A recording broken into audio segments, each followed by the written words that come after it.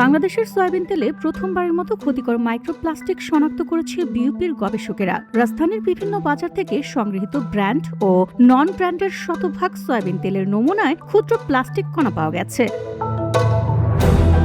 গবেষণায় দেখা যায় প্রতি লিটার সয়াবিন তেলে গড়ে ৫৩,৯২২টি মাইক্রোপ্লাস্টিক কণা বিদ্যমান। ব্র্যান্ডেড তেলের তুলনায় খোলা তেলে এর মাত্রা বেশি। শনাক্ত হওয়া ৬টি পলিমারের মধ্যে নাইলন ও পলিথিনের উপস্থিতি ভোজ্য তেলের বিশ্বজুড়ে প্রথম।